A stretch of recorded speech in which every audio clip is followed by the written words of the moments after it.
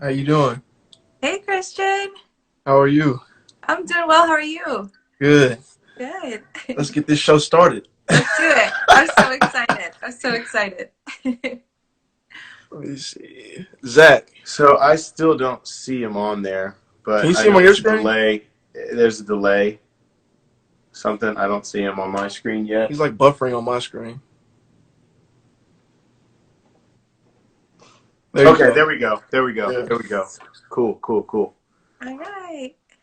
Did you have the issue with the update as well? No. What update? It's like an update with the live that's not letting people get on or something like that. It's not letting you go live. I don't know. It's not letting you get on the app, period, at Oh, all. Wow. So oh, wow. yeah, it's wild. So I don't know if it's just my phone, but I don't know. I guess time will tell. Yeah. So we already introduced the topic. The topic is: Are you taken if you're not married? Are you technically taken? And we're going to try to come at it from a biblical Christian perspective. And obviously, there will be different people that have different thoughts, but we Right. always want to keep it respectful and accurate as possible, and just have fun with the conversation. So um, I'll shut up and let you guys talk about it, or you can share your thoughts first if you'd like. Ladies first. Ladies first. Okay. So I guess when I think of the word taken, can we define what that means? Are you taken? What does that mean? Like Off you, the market. huh? Off the Off the market. market. Okay. So I would say, in my own experience, I mean, I'm it's a little bit different now, but with online dating and stuff like that, because I think with online dating, you're like swiping left or right, you're talking to different people, you're trying to see which one you can connect with to take that next step with. But back in my days, like, it was a little harder to do that because you would talk to, I mean, I don't know, I guess people would talk to different people and see if who they really connect with and then commit to dating them, right? Um, and then I would say that if you are committed to dating someone, then technically you are off the market. If you both have made that decision and, you've decided to take that next step and make it serious and permanent, then I would say you are off the market. I don't think Hmm. that I think it has to do with more of a character thing too, and I guess we can talk about. I'm curious to hear you guys' opinion on that. But I would say if you are dating someone and you are committed to dating them alone, and you both have made that commitment, then yeah, you're off the market. You're off the market. That's my opinion. So for you, marriage doesn't have to be the thing that takes you off the market. It's just a mutual agreement between the two people. I think so because um, what is the purpose of dating? I guess right. A lot of times we think of um, dating as like the world thinks of it as fooling around and messing around. But as a Christian, you want to date someone you see potential to marry. Like you don't want to just date around to fool around because that causes a lot of like physical temptations, emotional issues, like, baggage and stuff. And so if I'm talking to Christians now, if you are deciding to make a commitment to someone to date them, it's because you feel that this is someone that you can see yourself with in the future. And then in that, I believe, comes just like the character traits. Are you going to be spending the rest of your life with this person? Are they loyal? Do they keep their word? Are they scheming behind your back? Like all these things that come up in dating, that's going to come up in marriage, if it's not handled. And so I do think that once you've decided, listen, I like you, you like me, let's take this next step, then you're off the market. If you guys break up, then it's everything is fair game, like you're on the market again. But if you're making this commitment as a Christian, it's because you see some potential in this person that you can spend the rest of your life with them. That's what I think. Okay. What do you Okay. guys I think? guess I'll put my input in. For me, legally, you're not off the market until you're married legally, Mm-hmm. right? So, Right. I mean, you're filling out job applications or whatever the case may be. It's gonna ask single, married, divorced, whatever the case is, widowed. It's not gonna say boyfriend, girlfriend. Like there's no checkbox for that, right? Uh-huh. So legally, I mean, you're single until you're married. So what do you mean by that? So you mean that someone can go in and like talk to your girl if you're dating her? Well, see, that's the thing about it, right? Right? But you're single though. Well, that's what I'm saying. So legally, yes, you're single. Yeah. The government recognizes you as single. Sure. Is what I'm trying to say, right? So, but yeah, for me personally, if I have a girlfriend, she is not single. Like, she's not single. Yeah. We're in a relationship. We're trying to get married at some point, right? So I don't want her going out talking to other men, or saying she's, single whenever she meets somebody. No, she's in a relationship with me. So that's my take on it. Well, the only question I have about that though is, okay, you're saying, do you have a covenant with the person when you're not married? I don't think so. Okay. No. Not biblically. So what all is promised in the covenant?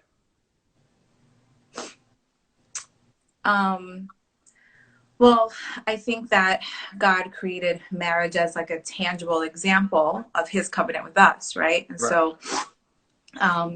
so that's like a serious step. When you get married, it's not taken lightly. Like that's a covenant, and a covenant is something God's covenant to us is something he's going to stick with for eternity. And so same thing with marriage. But I do think that if you are dating someone and you see them as someone who you can potentially spend the rest of your life with and make this covenant with, you have to see qualities in them that are willing to keep that covenant, And so if there's someone who's, number one, not a believer, then that's not going to be a good match because they're not going to have the same, honor or respect for marriage or for monogamy as someone else who is a Christian who wants to serve the Lord. And so I think that dating is a preparation. And I don't mean like dating around, like dating random people. Like when you are courting someone, like in a committed dating relationship, like that is preparation for a marriage. And you have to look at the qualities of the person you're dating to see if they would be someone who's willing to honor that covenant and to like be selfless in that covenant. And so I think that it's important to really consider who it is that you're dating. And if you feel like that person isn't someone that you can see yourself the rest of your life with, you don't have the same convictions, you don't have the same heart, the same beliefs, then they're not going to honor this covenant that God has created marriage to be. And so you really shouldn't be with them, in my opinion. But, okay, so in a Christian perspective, though, I guess we should ask this. What are you able to do, and this is going to be another topic, you're not sleeping with them. Mm-hmm. You're not doing anything from a physical aspect with them. Mm-hmm. It's really just building a friendship. And so I'm just playing devil's advocate here. Yeah. I'm not saying that I'm necessarily on this side, but I could see how someone would say, okay, you're not doing anything that you would do in marriage anyway. So at least you're not supposed to. Yeah, well, you're not supposed to. If you're doing it the right way, you're not doing anything that you're supposed to be doing in marriage anyway. Right. So what is there that you can do with that person that you can't do with someone else?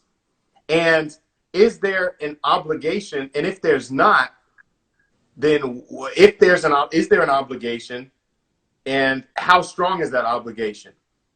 Because, covenant means forever. There's no like, well, that's like this many years or this long or until you feel this way. But when you talk about dating, it seems as if there's kind of a gray area of, well, if they meet this expectation, if they meet that. So that's why I ask, how strong is that covenant? If there's not a covenant, what is it? Is it just kind of keep your word and see what happens? Or, that's a question that I think some people would have. And why they would say, you are still single if you're not married. I have some thoughts, but Christian, what do you think? I haven't heard from you. I've been talking a lot. If you look at it from a Christian dating perspective, if you're courting someone, right? Honestly, if you're just spending time with each other, trying to get to know the person.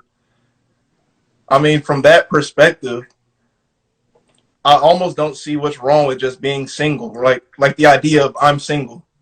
We're not like intimate like that. You know what I mean? Like there's no like boundaries really being crossed to make you feel like this is more than what it actually is, which can happen outside of Christian dating, right? Like you can get intimate with somebody, you start having sex with them, and you feel like this is like a marriage, right? And I think that caused a lot of just indecisions and feelings of this is more than what it actually is. But yeah, I mean, if it's just strictly just Christian dating, and I take you out and we're just having fun, we're just getting to know each other. I mean, it's innocent at that point, and I think that kind of goes into the whole just the feeling of I'm actually single, just getting to know somebody. Mm-hmm. Before we give another thought, I Yeah. just want to go ahead and let everybody in the comments know. Go ahead and share your thoughts, whether you think you're taken or you're single, and go ahead and give an explanation why. We'll also have this live stream replayed on YouTube. We'll have the full video on YouTube. So if you miss it, you can always go there and watch the full video, and we will share that as well. But go ahead. I just wanted to let everybody know that before we go any further. But what were you about to say? So I crack up of the reel about you being next to newlyweds, Christian newlyweds. That was like hilarious. And I showed it to my husband. He was cracking up. Because here's the thing. A lot of people think that marriage is just like sexual intimacy, but it's not. And I think that when you're dating someone, right, there's so many other types of intimacy. There's creative, there's emotional, there is psychological intimacy, there's intellectual intimacy. And so when you are dating someone who you can see yourself spending the rest of your life with, you have to see how compatible you are in those areas, because the sex, you'll always grow in that. You'll learn that. That's something that will come. You'll figure that out together as a couple committed in a committed relationship. But the other areas are oftentimes where marriages fail because there's no connection, as someone would say. They don't feel safe. They don't feel like they can be themselves. They don't feel they can be emotionally stable with the other person. And so when you're dating someone, or I'm saying courting them in a serious sense, then it's really, really important that you are building on those intimate levels that you don't build up with other friends, like soul ties. Like you don't tell, and I tell a lot of my girls this, like, because I learned from my mistakes. You don't there's certain things and areas of a person's heart and past that you don't share with just any person, that are meant for the person that God has for you, so that you can like share those deep areas with them, and they can, walk you through that and pray you through that. And so there is another element of dating, which is why I think if you're dating someone, you are taken, because you are going deeper than a casual friend would go. And those qualities that you start to build on and refine in dating should carry over into a healthy marriage. And for us, my husband and I know a lot of couples dating have like, oh, it's so great, honeymoon stage. I always say, like, get through that stage, that's great, but then go to the hard questions. Like, have really difficult conversations. Like, what do you believe in? Like, what are you, in 5 years from now, what's this goal? Like, have controversial, like, deep conversations, because like, you need to know the heart of the person that you're dating, especially if you're going to marry them. And my husband and I, we dated for 2.5 years. We dated for a long time. I was like, dude, like, come on, like, time is ticking. Like, where is the ring? Wait, sorry, I'm not trying to interrupt you, but you said 2.5 years you guys dated? 2.5 years we dated. And that was a long time, you said. For me, that was long. It's not long for you. For guys, are like, oh, yeah, whatever. For That me, was, it was like, huh? That was actually the topic last week. How long is too long? Oh, really? Yeah. Yeah. I mean, everyone's different. I know friends who dated 4 months and got married, and they have healthy marriages. But for us, we needed that time, because we had there was a lot of baggage in his past, a lot of baggage in my past that we had to sort through and get through to have a healthy, like, marriage. And God was in it because we got through it and got closer to each other and closer to God throughout the process. So that's why I say when you're dating someone seriously, I think you're taking it because you shouldn't be sharing your heart. You shouldn't be having these emotional, deep conversations with like random people all the time. So that's my thought. I do have a question about that, though. Yeah. And like I said, I'm not necessarily on one side of the fence or the other. I just, for the discussion purposes, I just like to look at both sides. Sure. Right. Yeah. So you said that that's not something that you the kind of connection, it's not only physical, but it's also mental and spiritual, emotional, all these other things, right? Mm-hmm. And you don't just give that away to everyone else, just like you don't give your body away to anyone else, right? Mm-hmm. So you want the only person to have that access to be your husband. Mm-hmm. So if you do it while you're dating, that's the same thing as like, oh, well, I broke up with this person, and now this person had access to all those things too. Mm-hmm. You know what I'm saying? Mm-hmm. So that's why I say, for the sake of the discussion, I could see why someone would say, well, you shouldn't share that in dating either. That should be when you're more serious. And then the other perspective is that there is the other angle is that there's no dating in the time of the writers of the Bible. Yeah, Dating is a new concept. It was either you're married, you were single. The only relationship you had with the opposite gender was marriage, a brother or sister, prostitute, or someone you did business with on a rare occasion. Yeah. And so that's why I could see why someone would say you're technically single, because this is the question I have. Are you bound to, let's say you're with, I'm married, you're married.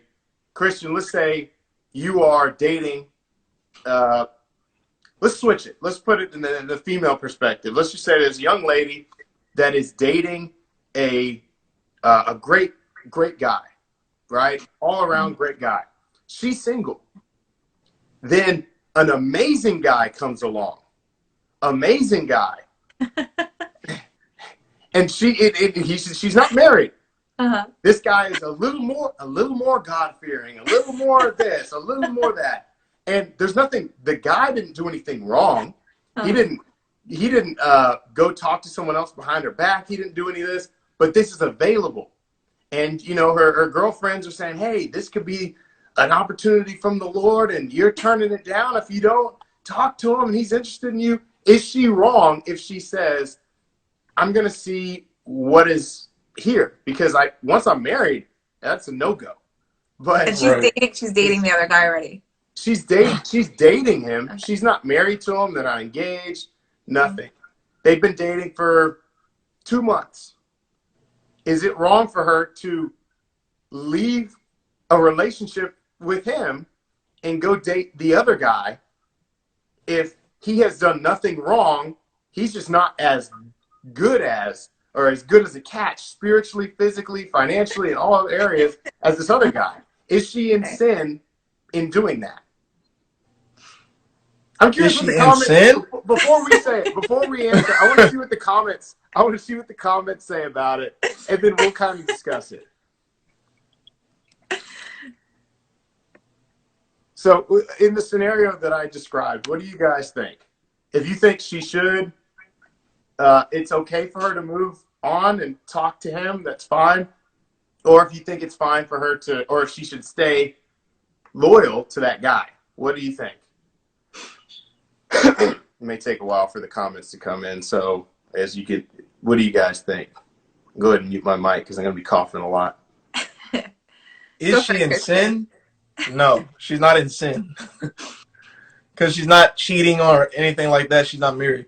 But my question would be, how does she know that this other guy is so good and great and all this stuff without actually like courting him while she's courting the other guy? So it's like, how does she know all these things? Yeah. She doesn't know. But let's just say objectively, as the fly on the wall, we know. and then she's curious to know if he is or not, and she hears from everybody that he is. Okay. What do you think? And that's I want to hear the that's tricky. woman's perspective. What do you think? So, yeah, I mean, I don't think there's anything wrong with breaking up. Okay, if she wants to, if she finds someone else that she seems to be more compatible with or more attracted to, then I think that she has to have a conversation with her current boyfriend and just say, hey, I don't think it's working out, and do it respectfully, because I think that that also shows a lot about character and maturity. And that's, you don't want to, especially if you're Christians, you want to guard each other's hearts as a brother and sister in the Lord. You don't want to just smash someone's heart and break it. Like, you're not as cute as him, goodbye, I'm leaving you. Like, you want to have a conversation, talk to him. There's nothing wrong with breaking up. Whoever it is that you date, though, I think that it should be like one person, and there's nothing wrong with breaking up with multiple guys. I guess if there's another guy that you want to see, maybe this can work out. Yeah, because you're not committed, you're not in a covenant with that person, but your commitment to them should show them enough respect, at least, to be like, hey, like, this isn't working out, and I think we need to just end it, and then you can move on. Right. But I think also you can, because you said there's nothing wrong with breaking up with multiple guys, right? So I think you can find yourself.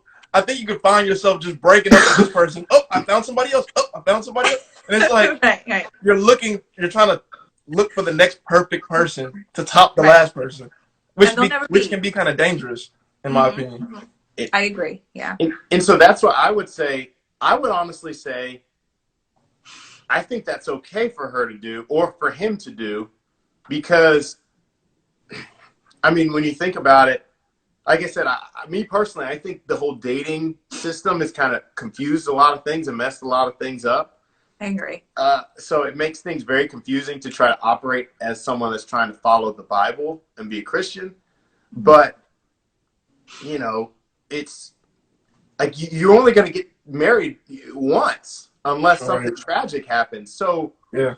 if there is an opportunity where maybe you didn't know that this type of person existed, why, and you feel drawn to them, why would it be wrong to do that? And so from that perspective, that's where I would say, and if someone can draw you away, just not because anyone did anything wrong in the current relationship, but just because something seemed better on the outside, that's why I would argue, are you really taken? Or is it just, I'm taken until a better opportunity comes across? From a male perspective and a female perspective too. And that's why, it's like, is it, But I think Christian has a good point, though, because the grass always looks greener on the other side. Always, so you won't know until you're actually in that relationship with them to see if they are someone who was actually more compatible for you, or someone who has the same heart as you. So I think prayer has to come into this too, as someone who's dating. And you're right, Christian, you shouldn't be breaking up with multiple people all the time, right? That's God doesn't want that for us. So I think that's something just in my journey that I've had to learn too, is taking time. I know some people where their mentors or pastors told them, like, you need to fast from dating because you're like serial dating and you're just going all over the place, and you're not focused. You're not, you're not, your heart isn't right. Your mind frame isn't right. And so I had to do that too. I had to like sort of take a break where it was just like me and God. Like, I had to just take a step back from it, all the mess. And in that, I got to really like realign and refocus my heart and my mind. And people, because there is no dating in the Bible. It's especially now with online dating. I mean, I don't know how you guys, I feel so bad. I don't know. It's so hard. Hey, just pray for us. It's so hard. It's so hard. It's like, God will use anything. I know a lot of people have had successful relationships with online dating. So he'll use anything. But I think the root of it is, where is your heart? Is it an idol for you? Is getting married an idol? Being with someone else an idol? Or, are you whole with Christ? And you're like, you know what? Like, this is someone who's going to complement me, not complete me. and just really having a good mindset when you're dating, a healthy, biblical, strong mindset, and being prayerful about it, and not jumping from guy to Mm-hmm. guy to guy or girl to girl to girl. I think is really important too. Right, right. I agree. Let's go ahead and read a couple of these comments. I'm just going to scroll up to see what they thought about our scenario. Bu- bu- bu- bu- bu. You're still technically single, but you shouldn't be pouring into a bunch of people just because you're not married. No, Zach, it creates a mentality of I want more. That's how feelings get hurt. Mm. Yeah. But yeah, it's like, but what are you supposed to do? If someone is, you know what I mean? Like, you only get married once. All right. Yeah. So, let's see. But that's why I think a lot of people need to just hold off on dating, like just take a step back from it, because you can really hurt people. And I don't think anyone intentionally wants to, like, they don't go into like, oh, I can't wait to hurt this person. I think it happens, and those mistakes happen. I know I've hurt people, I've been hurt, but it's so important to really like take a step back and, ask God, like, am I ready to date? Like have a real conversation with him and be honest and open, because some people are not ready to date. They're not, and God will be real with you. If your heart is open to that, he'll like show you, if you are or not. Right, right. Mhm. Definitely. Yeah. And it kind of reminds me of the scenario where there's the couple in high school that's in like youth group or something, and they start dating, and they're in a small town, and then she goes off or he goes off. They go off and they go to the big college campus, and they see, she sees the guy that's just on fire for the Lord. She's like, man, I didn't even know it could reach this level. And then he's interested. And then she's like, wow, Johnny back at home, he's not like this. And then, and so it's like, if God can tell you to move on to someone else, but he won't do that in a marriage, obviously, because he's the one that, put it in place. But if he can tell someone, hey, just move on to this person, or I've got a better plan for you, then that's where I can see people saying, are you really off the market? You know what I mean? I hear you. Yeah, it's interesting. So, feelings get hurt. That's okay. I think that's Katrina. That's Katrina. She was saying. I think she was saying from the side that I was verbalizing, which was, you're not taken until you're married. Someone is going to compliment me, not complete me. A word at the table. What do you mean by that? I agree with the statement. I'm just saying in terms of this. What do you mean? When you have that conversation of when you're when should you have the conversation of when you're off the market? What are your thoughts? What are you guys' thoughts? So I was talking to one of my friends before the live, and I asked him the question, and he said, man, you're single. He said, you're single until you're married. He was confident all the way. You're single until you're married. And so I said, okay, so let me get this straight. You're telling me that if you have a girlfriend and she's out and another man approaches her and says, hey, I'd like to get your number, take you out, blah, blah. What's your position then? He's like, oh, man, she can't do that. She can't talk to him. You know what I mean? So it's like, so you're not single until you're married, right? So I don't know. I kind of feel the same way. Like legally, like I said, legally, technically, you're single, but let's be real. You're not single if you have a boyfriend or a girlfriend, right? Like the expectation is not for that person to just do whatever they feel like doing. Yeah. I think when the conversation comes, it varies on different couples. I would not say I would say don't have it the second date. That's definitely like Christian girls sometimes were like, oh, so marriage, what are you doing? You know, like, no, like, don't have it the second date. But I think that it varies, you know, on different people's relationships and timelines. I know people who have the conversation of like, we feel that this is a God thing and I'm going to pursue you and we're going to be married when they're like a month in, 2 months in. And then people who've had it where it's been like a year in, you know.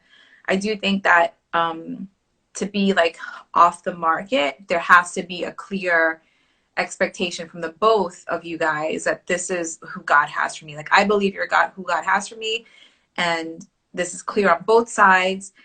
And now you guys are just working towards like getting engaged and married and doing it things the, you know, the way that that we've done it, you know, and before God's eyes. So yeah, I think there's really no timeline, because I know so many stories of people where it's been, like I said, they dated for 4 months and got married. My husband and I dated for 2.5 years and got married. Like, it just really depends. But I'll tell you this much. When I was dating my husband for 2.5 years, I considered him as the one who God had for me. So I wasn't like looking around like, oh, maybe it's this guy or maybe it's that guy. But again, I was also at a place where I had laid down this idol of like dating and marriage and given it to God. And then God brought him in my life, and the way that he brought him in my life. I mean, I've known my husband since we were like teens, so we've gone in and out of each other's lives. But the way he brought him in the last time, it was so obvious that it was God, and I just knew, okay, that this is just who God has for me, you know. And so for me, that was a committed relationship from the beginning. But other people, you have to, I think, really have that conversation, but don't rush it. Don't rush the conversation. If it's who God has for you, then you both will know, and there'll be lots of confirmation in it too. Do you mind sharing that story if it's not too personal? No. Which one? There's a lot of stories. Which one? About your you know, your husband, when you met your husband and when he was brought into your life to where you were like, oh, I can't, I know for a fact that this is it. Okay, so I had a crush on him when I was 12 in church. We've known each other since that long. And so we dated like in and out. And this also, I know you guys had a live about like, is there a one, right? And so I'm on the fence about that, because I feel like with my husband, I get the logical concept of like, if you marry the one, the one, and then someone else is the one is like messed up. You know, I get that logic. But at the same time, how God brought us in and out of each other's lives, it's such a God thing. So we dated like high school dating for like 4 months. We were teenagers. Then in college, we dated for like a couple months. And then again, when I was like around 27, before I went overseas and did a bunch of stuff, we like sort of talked, but I was going overseas and I just was like, no, this is not going to work out. And, you know, and so we both, you know, it didn't work out. I came back home to America, and I was like sort of so fed up with the whole dating scene. Like, it was just such a mess. Like, all these Christian guys were like, I'm going to pursue you. And then they wouldn't pursue you. And then it's like, you know, it was so much stuff. Like, it was annoying. And I got to the point where I was like, God, you know what? I don't feel like I am called to be single. But if I was called to be single, and if you were the only thing that I had in my life, would you be enough for me? Like, I sing all the songs, all I need is you, Jesus, all I need is this, all I need, you're all I want. But do I really mean that in my heart? And I was 30 years old when I prayed that prayer. And I remember that it was a really hard prayer to pray. And it was a really hard thing to wrestle with. It wasn't like, yes, Jesus, like, you're all, like, I would say that a lot, pretending that it was real, like maybe trying to psych out God to be like, I'm ready now, you know, because you're all I want, you know. But like, he knew my heart. I really wasn't ready. And so at 30, I really had that conversation with him. And it took a couple months to really wrestle with and be like, God, if I was single for the rest of my life, would you be enough? Would you really be enough? And so I wrestled with it, prayed through it. A couple months, I finally felt peace. Like, you know what, God, like, you are enough for me. I am content in you. Like, you are my everything. You're my all. And it was him doing this like heart shift in me. It wasn't myself, you know, It wasn't like me willing it. It was me just like laying down my own will. and staying close to him and just really having these real heart to hearts with him, you know, about how painful it would be, about, you know, the dreams of having kids one day. You know, I'm 30 years old, like, God, I'm getting so old, and like all this stuff, and really like having these deep conversations with him.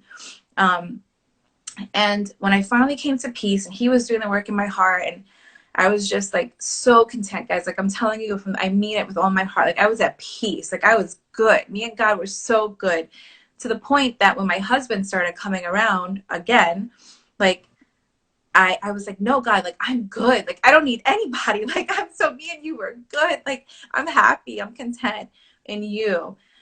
But it was so, like, I've known my husband for my whole life, but then this last time when he came around, I was praying, God, if this is you, because he started to just pop up in all these different places. Oftentimes I would find myself manipulating, like, where I would meet someone, or like, oh, I know they're going to be, you know, like putting up chairs or something, helping to clean up. I'm going to go help clean up too, you know, and maybe that'll be it. Right. And so I just was not, that was all done for me. And I was just living my life, and he would just pop up and come. I would hear people talking about him, and just hearing his character, I'm like, wow, like, he's like an awesome guy. And I'm thinking in my head, like, okay, well, he's nice, but okay, I'm just gonna, God, I'm focused on you.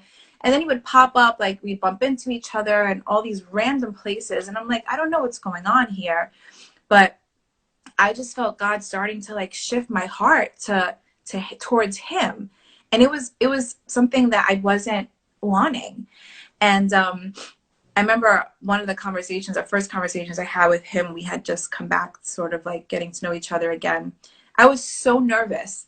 And I'm not like a nervous person. Nothing really makes me nervous. But I remember thinking, like, in my head while I'm talking to him, why am I so nervous right now? I don't understand. Like, I've known him my whole life. Like, why do I feel so nervous talking to him? And it was just like God was just shifting this thing in me where I was actually like trying to not be with anyone. You know, it was the complete opposite of, you know, when you want to be with someone and God's like, no, no, no, you know. And so we just started talking more and just bumping into each other more. And God was just like ordaining us like to come into each other and bump.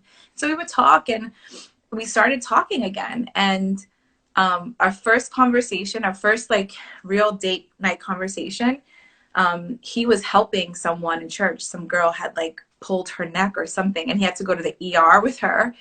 And so I happened to walk down when he was doing that.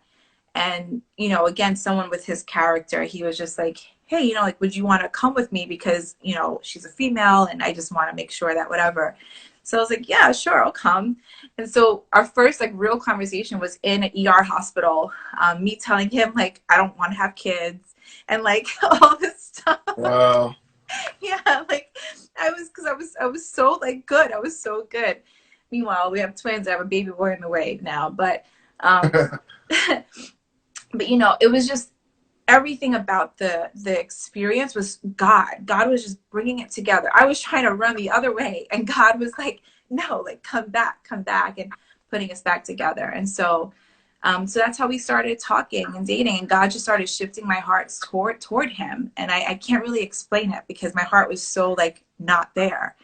And that's how I knew that he was the one who God had for me. So yeah. So would you say he's the one or a good one? He's the one for me that God had for me, right? Yeah. Because here's the crazy thing. I feel like in my life there were opportunities to pursue like marriages with other guys, but they never worked out. And same thing with him. You know, like it's not like we waited for each other and like, I'm gonna wait for God to bring the person one day. God in his mercy, I don't know, saw us down the line. And I think that God really matches hearts. And so our hearts are the same.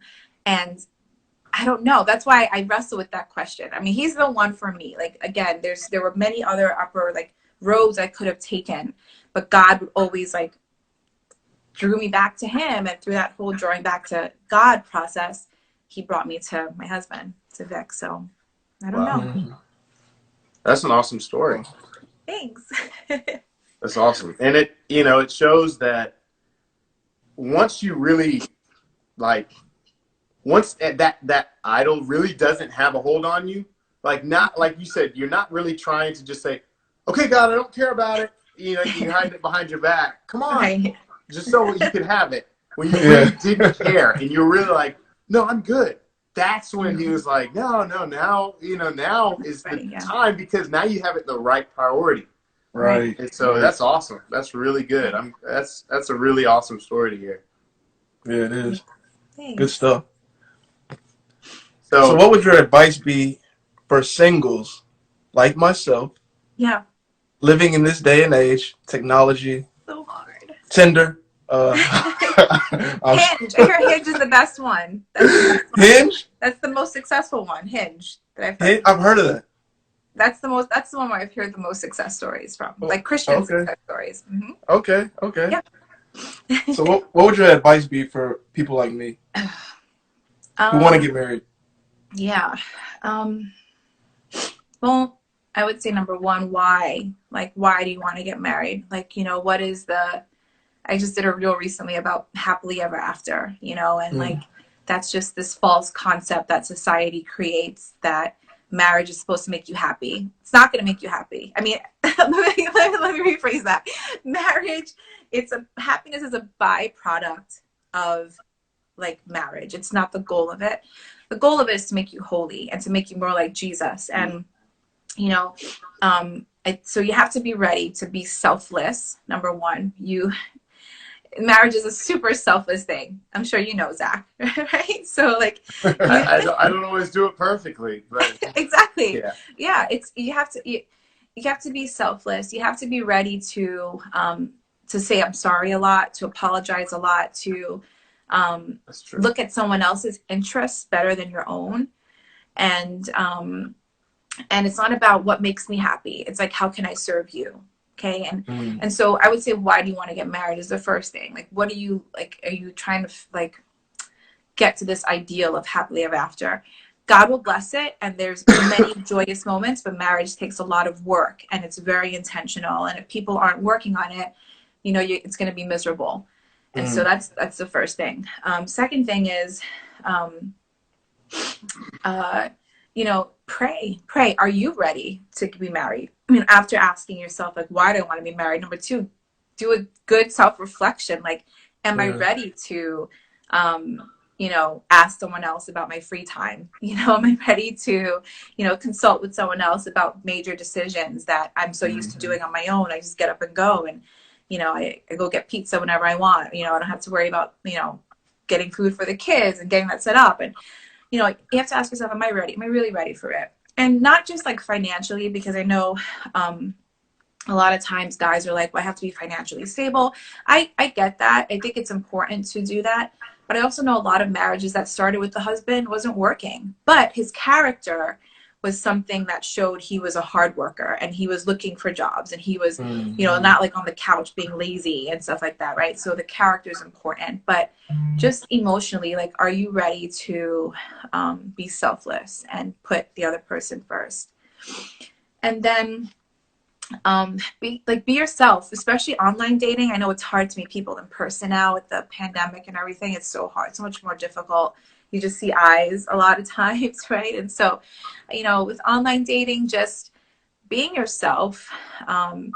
Don't try to like put your best foot forward. I know a lot of people want to do that, but in marriage, you want to be with someone that you can be yourself with and you can enjoy who they are. And have fun with them, just being around them. And you can be yourself and you don't have to change, not in the sense that like marriage will change you, but it'll refine you, right? But you shouldn't have to feel like you have to change who you are so the other person can like you. Be yourself and don't get discouraged. I know some people want to settle and maybe date like unbelievers because they're more available or they're really hot, but don't settle because God really wants to bless you, and to be married to someone that is not a believer or says they're a Christian, but they're not serving the Lord. It's really hard. It's really hard. And so just try to build your relationship with him, focus on him, seek his kingdom first. And I promise he'll bring everything else. He'll bring everything else. So. Yeah. I mean, just like her story, she put God first, and then those other things came. But it wasn't until she didn't try to climb on God's back to grab it. She was like, Right. "Hey, I don't even want it. I just want you." And then it happened. Right. You know, that's awesome. Great advice. Yeah, that is really Yeah. good advice. I know it's hard. I know it's hard as singles because I get it. Like I have a lot of single friends and, you know, beautiful women, good looking guys, but it's just like, you know, it can get so discouraging sometimes. And I look, and that's why on my stuff, I post a lot about singles and stuff because it was hard for me too when I was single, you know, but I look back now and I'm like, man, if I would have just waited, if I could have just trusted that God really did have someone for me, it would have saved so much like heartache and pain on both Right. sides. And you know, and God hasn't forgotten you. If you're single and you're, you know, you really are desiring marriage, God put that desire in you, you know, and so he's going to fulfill it in his time. Just don't let that desire be greater than your love for him. And in your singleness, there's so much you can do. Oh my gosh. Like that's one of the things like I miss is like the time to like just do like so much for the kingdom and so much for him. And really embrace the season as much as you can. Ask the Holy Spirit to help you. Have that heart to heart with him. Embrace the season because you'll never be single again. Like Zach said, marriage is a lifetime thing. And so, you know, God's not forgotten you. He knows your heart's desires. Keep your eyes on him, and he'll bring the right person at the right time. It's true. Right. Right. Right. Great advice. Really good Appreciate advice. it. Yeah. Let's see what people are saying. It seems like a lot of people loved the story that you shared. Oh. You could almost call it a testimony, really. That's awesome. Huh? I said you could almost call it a testimony. Yeah. You know? Mm-hmm. Part of it, yeah. Sure. Definitely. Yeah. Let's see. Yeah, that was really good. So, do you guys have any question? Do you have any questions that you would like to ask the audience? I mean, you shared a lot of your thoughts and the answers. Or do you have any questions you'd like to ask us, our opinion about any of this stuff? We've got 6 minutes, and then it'll kick me off, and we'll have to come back on again. But yeah. No, I mean, I guess trying to think of a question. I just really feel for this online dating stuff. Like, I don't know, like I'm curious to know, how is it going for people with online dating? You know, what is it that have been some of the like good things, but then the hard things in it? My wife and I actually met that way. All right. Oh, yeah, they did. Yeah. Yeah. See, I know a lot of great success stories from it, but I don't know how it all works. So, Right. curious. Are you asking just how the process works? Yeah, I mean, to the people watching or to you guys, like, yeah. how did you know she was the one or the person that you were going to marry from online?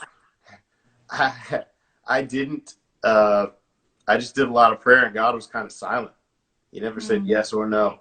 And I kind of came to the realization that through kind of a separation period for a while, that I had a similar situation where I was like, God, I want this relationship to work out and blah, blah, blah. And then I got to a point where I literally was like, okay, God, I really don't care. I mean, I care, but I'm kind of good in the wilderness right now because I'm closer to you than I've ever been.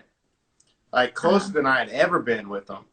And I almost, like when we got back together, I almost was a little bit like, I don't want to get back.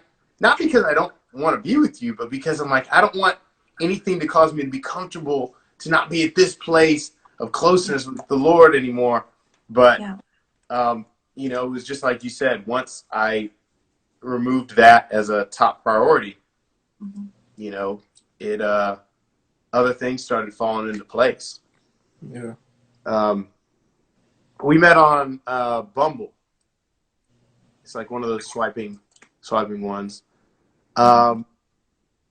Lovely Josie says, terrible. No, just kidding. It's difficult. It's hard to tell if a person is genuine Yeah. and wants the same things as you. Yeah, I'm sure.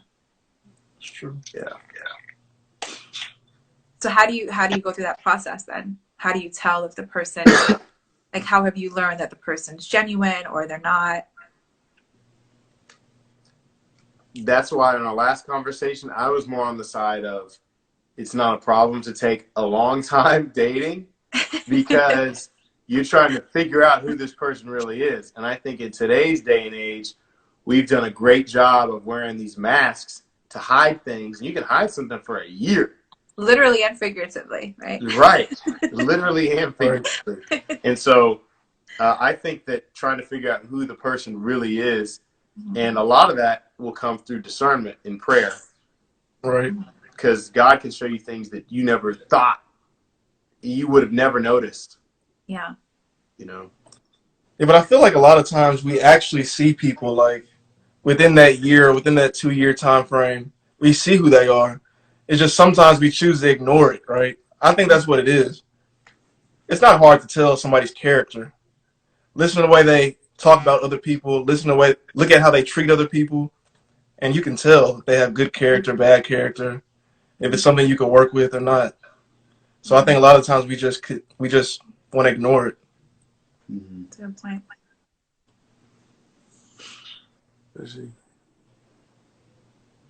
Yes, discernment and asking questions, hearing what they say, and actions too.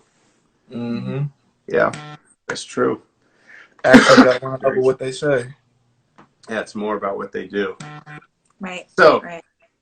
so just for the record, you are on the side of taken, right?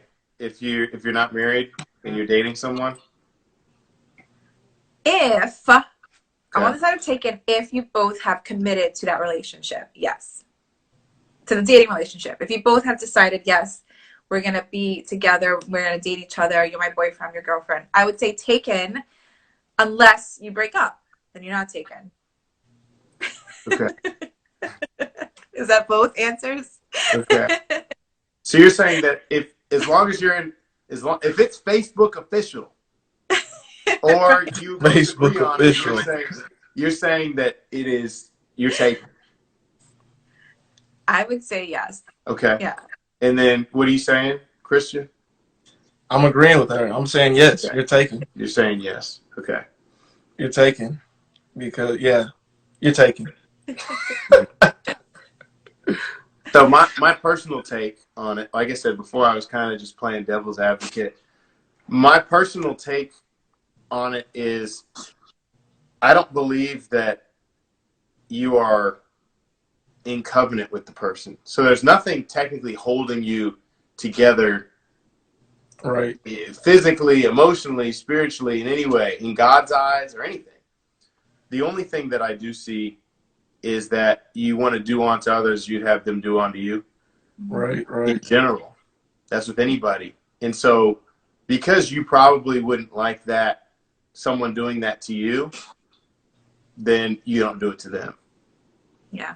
But I still think that the dating atmosphere has kind of complicated things for us because, like you said, you can be taken unless, and so it kind of, I have my thoughts about it, but I lean on more of the side that you guys are at with that. Okay. This is a good question. I want to get your thoughts. So Kristen says, but where does submission, etc., come in if you're not married? We have a minute and 59 seconds left.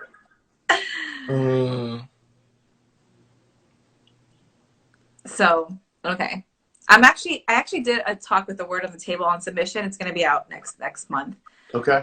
But when you're married to someone, or if you're engaged to someone, then you start practicing what respecting looks like. But really, submission comes in marriage. Like you ugh, this is too much to say in a minute, but we have a whole talk about it. But technically it's a whole thing where you submit to someone out of love of the Lord and you trust them, and they also are submitting to the Lord too. So it's not like they have this, they're lording over you and like beating you and all this stuff. They're also submitting, the husband should be submitting to the Lord, and in turn showing you the love like how Christ loves the church, and then you also submit to him. And so it's like a safe and healthy and relation, like dynamic. It's not like how the world portrays it. Mm-hmm.